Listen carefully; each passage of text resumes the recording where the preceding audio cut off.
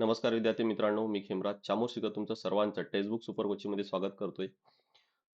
टीना डाबी जे ज्या वर्षी त्यांचं सिलेक्शन झालं त्यांचं त्या फर्स्ट रँक होता, all India rank first rank होती आणि ते त्या IAS आहेत. आणि नेमकी त्यांची आता पोस्टिंग आहे राजस्थानमध्ये बालमेर येथे. नेमका आता मुद्दा काय किंवा आता ते चर्चेत का आहेत, कारण काही विद्यार्थी आहेत जे प्रोटेस्ट करत होते. बेसिकली त्यांच्या कॉलेजची फीज आहे ती वाढवण्यात आली होती आणि त्या अगेन्स्ट ते प्रोटेस्ट करत होते. पण त्यावर ज्यावेळेस टीना डाबी यांनी ऍक्शन घेतलं, तर त्यावेळेस दोन मुलांनी त्यांना रील स्टार म्हटलं, की हे आमचे रोल मॉडेल नाही आहेत, हे आमचे रील स्टार आहेत. आणि नेमके त्या दोनच मुलांना त्यांनी अरेस्ट केलंय.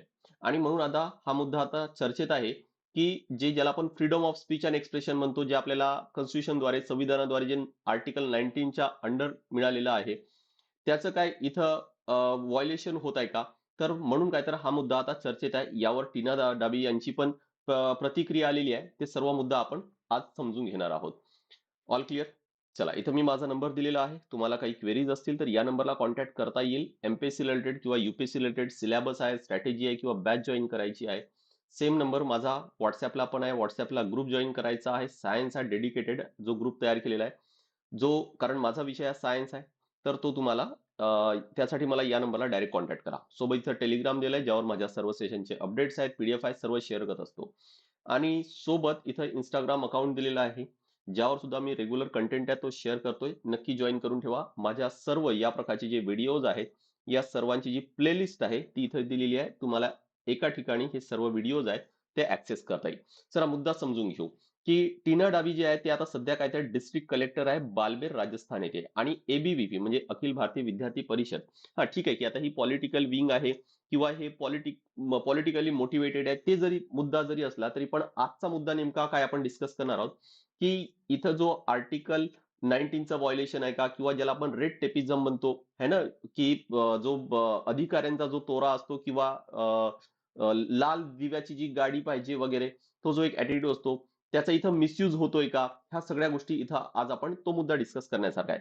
सो हे जे ABVP चे विद्यार्थी होते ते प्रोटेस्ट करत होते कॉलेज फीस हाईकच्या अगेन्स्ट. आणि झालं काय, की ज्यावेळेस ते मीडियाशी बोलत होते, तर दोन विद्यार्थ्यांनी हे म्हटलंय, की टीना डाबी जे आहेत ते आमचे रोल मॉडेल नाही आहेत, तर ते रील स्टार आहे. आणि इथूनच मुद्दा सुरू झाला, की मुद्दा हे प्रोटेस्ट करत होते म्हणून त्यांनी अरेस्ट केलंय का, की त्यांना रील स्टार म्हटलं म्हणून अरेस्ट केलंय? जर विषय हा असता, की त्यांना अरेस्ट करण्यामागे कारण जर हे असतं, की ते प्रोटेस्ट करत आहेत म्हणून त्यांना अरेस्ट करण्यात आलं, तर मग फक्त त्या दोनच विद्यार्थ्यांना का अरेस्ट केलं, की ज्यांनी त्यांना रील स्टार म्हटलंय? मुद्दा समजून घेणार आहोत आपण. आणि नेमकं बघा, की आज आपण कंडिशन जर समजून घेतली, सोशल मीडियावर जर बघितलं, तर जे पण IAS अधिकारी बनतायत किंवा IPS अधिकारी किंवा मोठ्या लेवलचे जे अधिकारी क्लास 1 ऑफिसर बनतायत, गॅझेटेड ऑफिसर बनतायत, आज आपण बघतो की सोशल मीडियावर त्यांचा प्रेझेन्स आहे ना, तो खूप जास्त वाढलेला आहे म्हणून. राईट? त्यामुळे आज आपण अशा जगात जगतोय, की जे सोशल मीडियाचा इरा आहे आणि ज्यामध्ये IAS अधिकारी किंवा इतर अधिकारी स्टार बनले आहेत, ते मोटिवेटर बनले आहेत आणि बरेच विद्यार्थी बरेच त्यांच्या किंवा या परीक्षेसाठी जे तयारी करतायत, ते त्यांना एक रोल मॉडेल म्हणून कन्सिडर करतात. पण त्याचा खरंच योग्य वापर केला जात आहे किंवा त्यांच्याद्वारे सोशल मीडियाचा योग्य तो वापर केला जात आहे, की फक्त फेमसाठी केला जात आहे? हा एक खूप मोठा प्रश्न आपल्या समोर पाहायला मिळतोय. करेक्ट? दुसरं आहे काय, की बघा, की calling a reel star is not a crime. Obvious आहे, की जर ते जरी एक IAS अधिकारी असले, तरी पण त्यांना रील स्टार म्हणणं हा काही क्राईम क्राईम तर नाहीये. आणि मला तरी असं वाटतं, की त्यांना अरेस्ट करण्यापेक्षा त्या विद्यार्थ्यांशी बोललेलं जास्त बरं असतं किंवा जो कॉलेज मॅनेजमेंट आहे, की नेमका मुद्दा काय आहे तो समजून घेतला असता, तर कदाचित एक जे अधिकारी किंवा ज्याला आपण ऑफिसर्स लाईक क्वालिटी म्हणतो ना, ते कदाचित चांगलं दिसलं असतं. आता नेमका मुद्दा काय होता, ही ग्राउंड लेव्हलवर सिच्युएशन काय होती, ते पण आपण समजून घेऊ. मी तुम्हाला एक व्हिडिओ दाखवतोय. तो व्हिडिओ समजून घ्या. तुम्हाला हा मुद्दा अजून चांगला क्लिअर होईल. पण जर या पॉवरचा जर मिसयूज जर झालं असेल, तर यालाच म्हणतात काय तर रेड टेपिझम म्हटलं जातं. तर ग्राउंड लेव्हलचा मुद्दा समजण्यासाठी आपण एक काम करू. मी एक व्हिडिओ तुम्हाला दाखवतोय. तो बघा. तिथून तुमचा कॉन्सेप्ट आहे ना, किंवा ॲक्चुअली ग्राउंड लेव्हलवर नेमकं काय आहे, काय चांगलं क्लिअर होईल.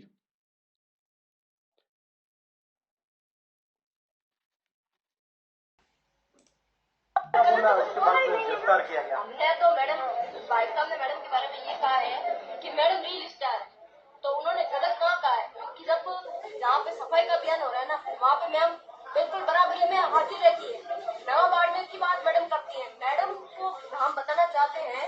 कि जो कॉलेज के बाहर की जो रोड बनी हुई ना, उसको आप देखिए वहाँ पे कितना कचरा है। वो नवाबाद में रह गया रील स्टार, उन्होंने कोई गलत कहा ही नहीं है ना। और एक रोल मॉडल की बात है, रोल मॉडल की बात की बात आई तो हमारे को बोला कि रोल मॉडल आपकी टीना मैम, मतलब हमारे भाई साहब बताइए कि रोल मॉडल कौन है। ये हमारे रोल मॉडल है इंडिया भाई, दुर्गावती रानी अब्बा है, ये हमारे रोल मॉडल और हमें इनसे सीखना चाहिए। वो हमारे रोल मॉडल नहीं, बस इतनी सी बात है। और गलत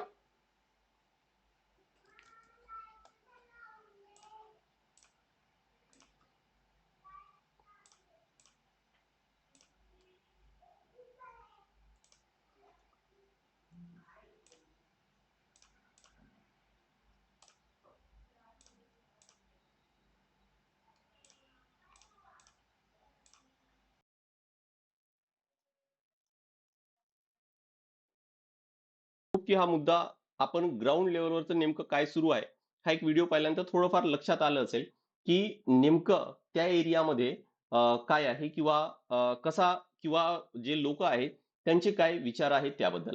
आता चला जरी हे जर झालं असेल आणि जर या पॉवरचा जर मिसयूज जर झालं असेल तर मग आर्टिकलद्वारे किंवा सुप्रीम कोर्टाने नेमकं काय म्हटलेलं आहे तो पण समजून घेऊ, कारण हे आपल्या एक्झामसाठी सर्वात जास्त गरजेचं आहे. बघा की आर्टिकल 19(1) सब क्लॉज काय तर ए आहे, त्यामध्ये आपल्याला freedom of speech and expression दिलेलं आहे. म्हणजे आपल्याला बोलण्याची आणि एक्सप्रेस करण्याची आझादी आहे, स्वातंत्र्य आहे असं आपल्याला म्हणता येईल. पण त्यामध्येच मग आर्टिकल 19(2) आहे ज्यामध्ये काही त्यामध्ये अपवाद पण दिलेत. पण अपवाद काय आहेत काही इथं मी टाकलेले आहेत. डिटेल आर्टिकल तुम्हाला नक्की वाचता येईल. सिक्युरिटी ऑफ स्टेट आहे, friendly relation with foreign state आहे, पब्लिक ऑर्डर आहे, decency or morality in relation to contempt of court आहे, डिफेमेशन आहे, इन्साइटमेंट ऑफ एन ऑफेन्स आहे. या प्रकारची जर असेल तर आपल्याला फ्रीली बोलता येत नाही. पण मला असं नाही वाटत की याबद्दलचं काही जरी इथं व्हायलेशन झालेलं आहे की एखाद्या अधिकाऱ्याला रील स्टार म्हणणं इथं यापैकी काही जरी एखादी व्हायलेट झालेलं आहे आणि म्हणून त्याला अरेस्ट केलंय. बघा मुद्दा काय आहे, मला हे म्हणायचं नाहीये की नेमकं की टीना डाबीच्या अगेन्स्ट काही विचार आहेत म्हणून माझे. मला हे म्हणायचंय की फक्त त्या दोनच विद्यार्थ्यांना का अरेस्ट करण्यात आलं. जर त्या दोनच विद्यार्थ्यांना जर कारण प्रोटेस्ट करणारे तर बरेच होते. जर त्या दोनच विद्यार्थ्यांना जर अरेस्ट करण्यात आलं म्हणजे मोस्ट प्रोबॅबली हे चान्सेस आहेत की कदाचित रील स्टार म्हटल्यामुळे रील स्टार म्हटल्यामुळे त्यांना राग आला असेल आणि म्हणून ते ऍक्शन घेतले असणार. बरं सुप्रीम कोर्टाचा काय निर्णय आहे की public servant has to face public criticism. बघा पब्लिक सर्वंट जे आहे, जे आय एस अधिकारी आहेत किंवा IPS अधिकारी आहेत, हे पब्लिक सर्वंट आहेत, त्यांना पब्लिकला सर्व्हिस करायचे आणि जर ते पब्लिक जर सॅटिस्फाय नसेल तर मग ऑब्व्हियस आहे की पब्लिक क्रिटिसिझम हे त्यांना झेलावंच लागणार, ते त्यांना हँडल करावंच लागणार आहे. आणि यामध्ये कुठल्या तरी काहीतरी डिग्निटीचं व्हायलेशन आहे असं अजिबात नाही आहे. हा मुद्दा आहे. यावर नेमकं टीना डाबी यांची काय रिॲक्शन आली बघा. एक तर हा एक मुद्दा नक्की समजून घ्यावा लागणार आहे आपल्याला की हे ABVPचे विद्यार्थी होते, म्हणजेच काय तर पॉलिटिकली मोटिवेटेड आहे. आणि ज्यावेळेस हा मुद्दा ऍक्च्युली वाढला कधी, ज्यावेळेस एक कुठले तरी पॉलिटिशियन आहे त्यांनी हे पोस्ट केलं किंवा त्यांनी त्यांची प्रतिक्रिया दिली, त्यानंतर हा मुद्दा आहे ना तो वाढलेला आहे. हा ते इथं दिलेला आहे चतुर्वेदी, ज्यांनी एक्स म्हणजे ज्याला आपण ट्विटर म्हणतो त्यावर लिहिलं, त्यानंतर हा मुद्दा वाढला. पण यानंतर टीना डाबी यांनी पण त्यांची प्रतिक्रिया दिलेली आहे की no one ever got arrested or even detain, की त्यांनी हे म्हटलंय की त्यानं कोणालाही अरेस्ट केलेलं नाहीये किंवा डिटेन केलेलं नाहीये. Some students despite the fee hike issue being resolve were blocking the road and trying to create the nuances. आता यांनी हे म्हटलंय की जे विद्यार्थी हे ब्लॉक करत होते, रोड ब्लॉक करत होते किंवा न्यूएन्सेस क्रिएट करत होते, त्यांना काय तर थोडं डिस्कस झालं असणार किंवा काही बोलणं झालं असेल त्यांच्याशी, फक्त एवढंच म्हटलंय. पण परत तोच मुद्दा आहे की का ते फक्त दोनच विद्यार्थी. They were taken to police station by my subordinates for talks and cooling down. त्यांच्याशी फक्त बोलण्यासाठी म्हणून त्यांना ते घेऊन गेले आहेत. दे लेफ्ट 2 hours लॅटर, 2 तासानं त्यांना सोडलं and issue on the ground was dead. यानंतर त्यांनी हे पण म्हटलंय की the issue is live only on social media. What is running on social media is just to malign and get some cheap publicity. की फक्त पब्लिसिटी मिळवण्यासाठी म्हणून काय तर हे सोशल मीडियावर इश्यू धरल्या जात आहे. राईट. आणि हे मुद्दा कधी उचलला गेला तर राज्यसेवा MP प्रियंका चतुर्वेदी आहे यांनी ज्यावेळेस ट्विटरवर किंवा एक्स प्लॅटफॉर्मवर पोस्ट केलं त्यानंतर. आय होप की हा मुद्दा तुमचा चांगला क्लिअर झाला असेल. नेमकं आपल्या एक्झामसाठी काय इम्पॉर्टंट आहे, आर्टिकल 19 इम्पॉर्टंट आहे किंवा इथं रेड टेबिझमचा मुद्दा आहे तो इन्व्हॉल्ड आहे का, हे मुद्दे चांगले समजून घ्या. Yes, all clear. बाकी इथं माझा नंबर दिलेला आहे. ही फाईल मी तुम्हाला टेलिग्रामला, व्हॉट्सअपला सर्व ठिकाणी शेअर करतोय. आणि गुगल फॉर्म पण दिले आहेत. जर तुम्हाला कोणतीही बॅच जॉईन करायची असेल, एकतर मला डायरेक्ट व्हॉट्सअप करा. अदरवाईज गुगल फॉर्म मध्ये सुद्धा तुम्ही इन्क्वायरी करू शकता. बॅच आपल्याकडे लक्षात ठेवा यशोदे बॅच आहे, ज्यामध्ये एमपीएससी राज्यसेवा आणि युपीएससी सर्व इथं कव्हर होईल. बेसिक पासून आपण कव्हर करू आणि आन्सर रायटिंग वगैरे सर्व यामध्ये होणार. बेसिक म्हणजे एनसीईआरटी पासून आपण इथून सुरू सुरू करणार आहोत. 18 बुक्स इथं तुम्हाला मिळतील. फर्स्ट मेंटॉरशिप आहे, भरपूर डिस्काउंट आहे आणि नो कॉस्ट ईएमआय सुद्धा आहे. लक्षात ठेवा ही बॅच नवीन वर्षात नव्याने सुरुवात होत आहे आणि लाईफ टाईम बॅच असेल. बाकी कोणतेही क्वेरीज आहेत, फायनल फीस किती आहे, किती डिस्काउंट असेल, दर महिन्याला किती इन्स्टॉलमेंट भरावं लागेल, त्यासाठी माझा नंबर दिलेला आहे. पण जर तुमचा 2026 जर टार्गेट असेल तर मग गॅरंटेड सिलेक्शन प्रोग्राम आहे ते जॉईन करा. कारण यामध्ये तुम्हाला फीज रिफंड आहे जर तुमचं सिलेक्शन होत नाही आहे तर. पण सिरियसली अगदी सिरियस होऊन यामध्ये अभ्यास करावा लागणार आहे, तरच ते होईल. म्हणजे कंडिशन आहे की 90% तुमचा कोर्स आहे हा कंप्लीट करायचा आहे. सिलेक्शन झालं तर 1 लाखाचं कॅश प्राइस पण आहे. डेली मेंटॉरशिप प्रोग्राम आहे, लाईव्ह प्लस रेकॉर्डेड क्लासेस आहेत, मॉडेल आन्सर्स आहेत, ऑफलाईन टेस्ट आहे, वीकली रिपोर्ट्स आहेत, अशा बऱ्याच गोष्टी आहेत. पण याची ऍडमिशन तुम्हाला याच महिन्यात करावं लागेल. पुढच्या महिन्यापासून या बॅचमध्ये ऍडमिशन बंद होणार.